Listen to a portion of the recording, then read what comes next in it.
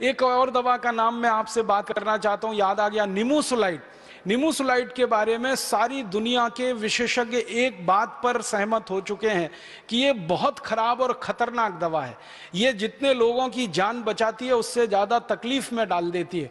इसलिए स्वीडन ने इसको बैन किया सबसे पहले, स्पेन ने इसको बैन किया, डेनमार्क ने बैन किया, नॉर्वे ने बैन किया, फिर उसके बाद पुर्तगाल ने बैन किया, फिर दुनिया भर के ऐसे 85 देशों में ये निमोसुलाइड बैन हो गई। लेकिन भारत में धड़ल्ले से बिक रही है और हमारे बहुत सारे मेडिकल प्रैक्टिशनर इसको अपनी प्रिस्क्रिप्शन स्लिप पर बहुत ज्यादा पैमाने पर लिख रहे हैं। एनाल्जिन नाम की एक दवा आप जानते हैं, दुनिया भर के विशेषज्ञों ने सबसे ज्यादा ऑब्सोलीट जिसको करार दे दिया कि इससे ज्यादा फालतू की और बेकार की दवा नहीं हो सकती है, वो एनाल्जिन की हमारे देश में साल की बिक्री लगभग 35 से 40 करोड़ रुपए की है।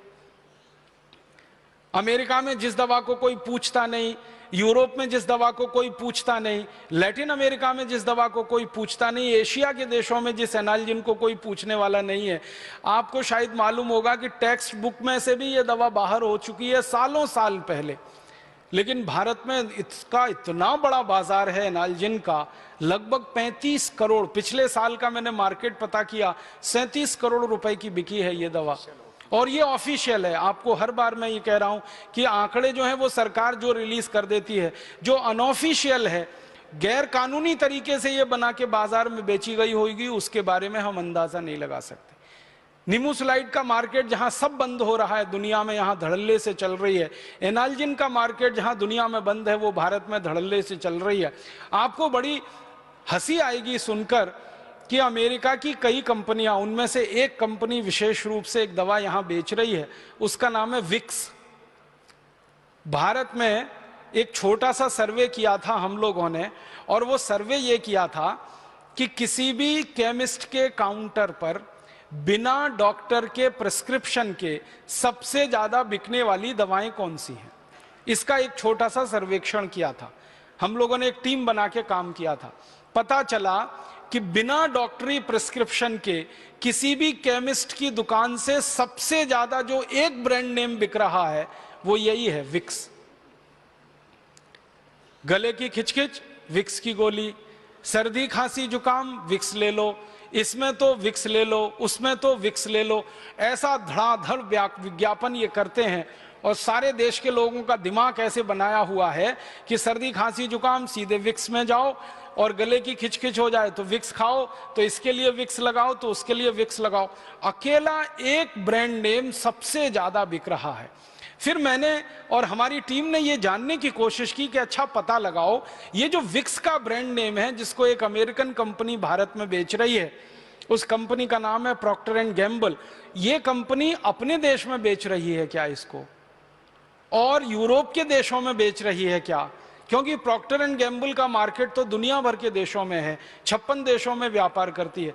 पता चला कि अमेरिका में नहीं बिकता, ये यूरोप में नहीं है, फ्रांस में नहीं, जर्मनी में नहीं, स्वीडन में नहीं, स्विट्जरलैंड में नहीं, डेनमार्क में नहीं, नॉर्वे में नहीं, आयरलैंड में नहीं, स्कॉटलैंड में नहीं, इंग्लैंड में नहीं, किसी भी देश में जो नहीं है उनका ब्रांड, वो भारत में सबसे ज्यादा मुनाफा देने वाला उनका ब्रांड है।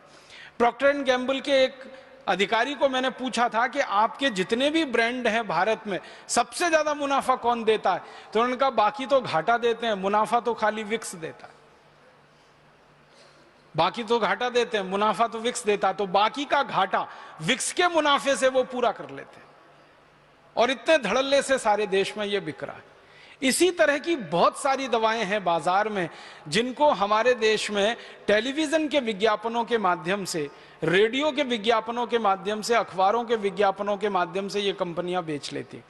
आप जानेंगे कि दुनिया भर के देशों में ये कानून है कि दवाओं का विज्ञापन आप नहीं कर सकते, ना टेलीविजन पे, ना अखबारों में, ना पत्रिकाओं में। लेकिन भारत में धड़ल्ले से टेलीविजन पे भी विज्ञापन है, पत्रिकाओं में भी है, अखबारों में भी है, रेडियो पर भी है, और कानून है, उसके बावजूद ये है। आपको सुनकर हैरानी होगी कि कानून है उसके बावजूद ये है। कई देशों में कानून थोड़े सख्ती से लागू होते हैं। सिंगापुर जैसा छोटा सा देश है, हमारे पड़ोस में है, कानून वहां भी है, कानून भारत में भी है, लेकिन सिंगापुर में मजाल क्या कि कोई कंपनी टेलीविजन पे अपना विज्ञापन कर दे किसी दवा का और वो वहां मार्केट में रह पाए, सवाल ही नहीं उठता। छोटा सा देश है, इतनी सख्ती से इस कानून को लागू करता है, लेकिन हमारा इतना बड़ा देश, इतना बड़ा लोकतंत्र, इतनी बड़ी सरकार, इतनी बड़ी फौज हमारे एडमिनिस्ट्रेशन की, पुलिस की, इसको लागू ही नहीं करा पाती। तो ऐसी बहुत सारी दवाएं हजारों की संख्या में फालतू में बाजार में बेची जा रही हैं। तो आप बोलेंगे हम क्या कर सकते हैं? आपकी बहुत बड़ी भूमिका मैं इस काम में देखता हूं, और वो भूमिका ये है कि आप एक संवेदनशील चिकित्सक होने के नाते, एक बुद्धिमान चिकित्सक होने के नाते अपने जीवन में एक संकल्प छोटा सा कर लीजिए कि मैं मेरे प्रिस्क्रिप्शन स्लिप पर किसी भी मरीज को फालतू की एक दवा भी नहीं लिखूंगा, और ऐसी कोई दवा नहीं लिखूंगा जो भारत के मरीज के लिए जरूरी नहीं है लेकिन कंपनी के मुनाफे के लिए बाजार में। अगर आप इतना सा एक छोटा काम कर देंगे तो इस भारत देश के लोगों का हजारों करोड़ रुपए बच जाएगा। लोगों का तो बच ही जाएगा, वो भारत देश के लोगों की जिंदगी भी बचाएगा, उनका जीवन बचाएगा।